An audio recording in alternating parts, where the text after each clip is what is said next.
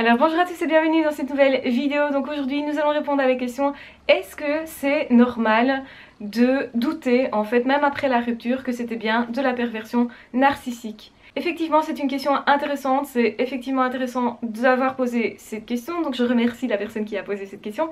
Et effectivement beaucoup de personnes se demandent: est-ce que c'est normal que je doute encore? Eh bien oui, je vais vous dire clairement, c'est normal que vous doutiez encore et je vais vous expliquer pourquoi c'est tout à fait normal. La perversion narcissique, c'est créer un état de confusion chez sa victime de façon à ce que justement cette personne ne se libère pas. Quand vous allez vous libérer, vous allez toujours douter. Vous allez vous dire: mais est-ce que je suis bien sûre que c'était ça? Est-ce que c'était pas autre chose? Est-ce qu'il n'y avait pas moyen de réparer? Est-ce que cette personne ne peut pas changer? Vraiment, est-ce que c'est pas possible? Est-ce que c'était vraiment pas de l'amour? Tout ça, ce sont des questions qui vont vous hanter au départ en tout cas de votre départ. C'est tout à fait normal, c'est parce que la personne a créé chez vous un état de confusion. Donc autrement dit, c'est quelqu'un qui a brouillé les pistes continuellement sur ce qu'il faut faire ou ne pas faire et vous n'avez plus votre libre arbitre. C'est quoi le libre arbitre? C'est pouvoir avoir la capacité de décider par soi-même ce qui est bon ou pas pour soi, de voir clair dans les choses. Et justement, le pervers narcissique se fait passer pour tellement gentil, tellement aidant, et justement au moment où vous allez partir, où cette personne sent que vous allez partir ou que vous êtes sur le point de partir, cette personne va devenir particulièrement gentille, particulièrement avenante pour vous faire douter encore du fait que vous ayez pris la bonne décision. Pourquoi ça? Eh bien parce que cette personne ne supporte pas que la personne lui échappe. Donc effectivement, votre libre arbitre a été attaqué et vous ne savez plus prendre des décisions par vous-même, vous ne savez plus très bien où vous en êtes et c'est le but du pervers narcissique en vous faisant croire que justement c'est une personne tellement gentille et que vous vous êtes trompé dans vos prises de décision. Et vous allez vous dire: mais au final, est-ce que j'ai bien fait? Est-ce que j'ai raison?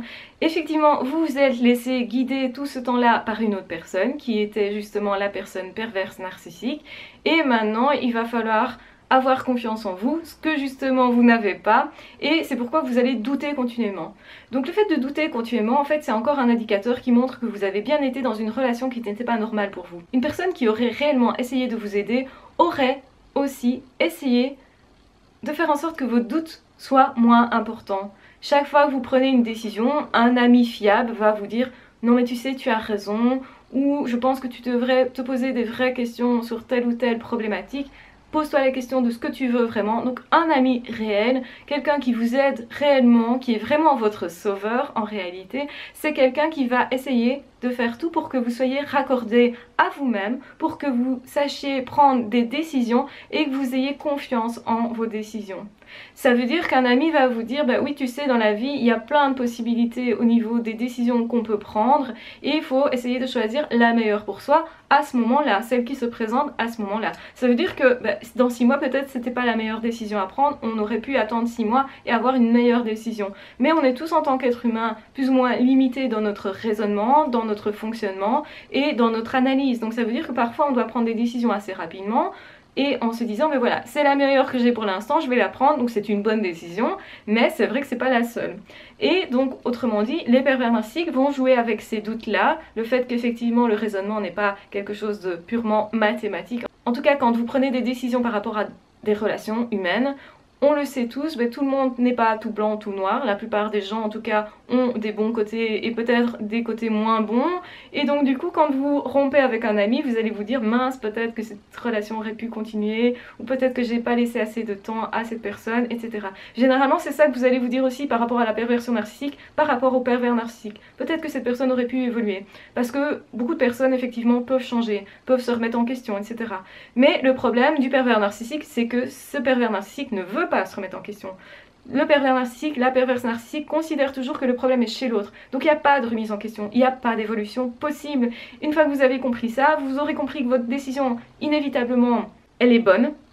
C'était la meilleure décision à prendre en réalité en fonction de la situation, mais que le pervers narcissique ou la perverse narcissique va tout faire pour vous faire douter.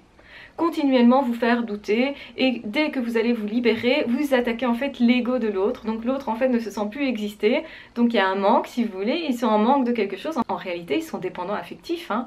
Et donc du coup vont vous courir derrière, ils vont toujours vous dire mais non moi je suis pas dépendant, j'ai besoin de personne, je suis libre, je fais ce que je veux, je retrouve effectivement des personnes comme je veux, et ça c'est vrai qu'ils vont se nourrir chez plusieurs personnes, mais perdre une personne comme ça qui se libère, et bien pour eux c'est vraiment une grosse attaque, et c'est une personne qui devient une personne à abattre, donc ils vont vous courir derrière pour vous faire flancher. Et si ça ne fonctionne pas, ils vont devenir très agressifs, très violents, etc.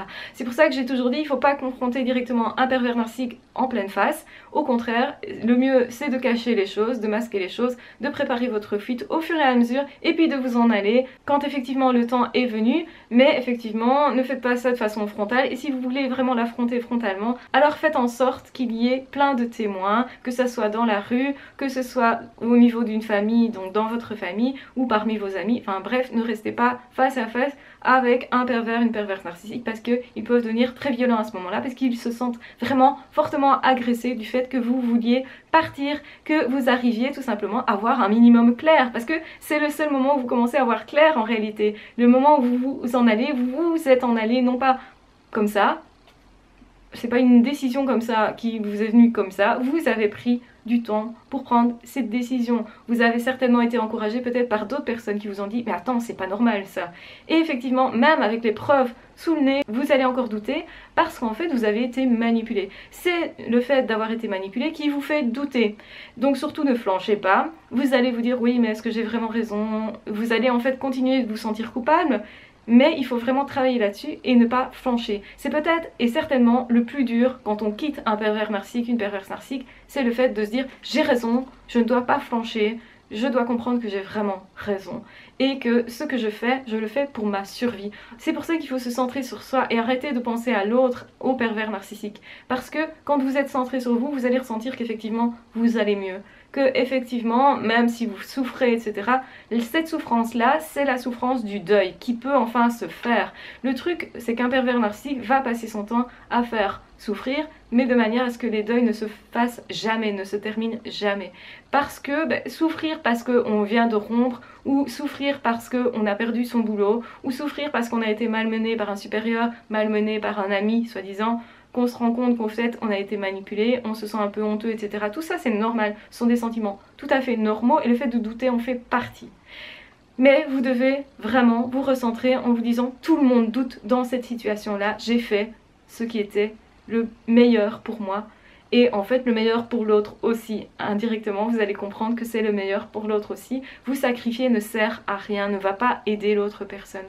Donc c'est pas comme si on pouvait soit se faire mal pour aider une autre personne, pour l'aider à aller mieux. On pourrait éventuellement faire ça dans certaines situations. Par exemple, si mon collègue veut une promotion et que moi je voulais aussi, mais que j'y tiens moins que lui, eh bien je vais me sacrifier pour que l'autre ait un bien-être dans sa vie, mais l'autre va m'être reconnaissant. Ça va, si vous voulez, vous faire mal, certainement, mais en même temps vous apporter quelque chose à l'autre. Ici, dans la perversion narcissique, c'est pas ça. Vous allez vous faire mal, et en fait ça n'apporte rien à l'autre parce qu'en fait l'autre il va recommencer avec une autre personne. Dès que vous serez complètement épuisé, et vous n'êtes plus utile au pervers narcissique, il va vous jeter comme une vieille éponge et simplement vous ne servez à rien du tout.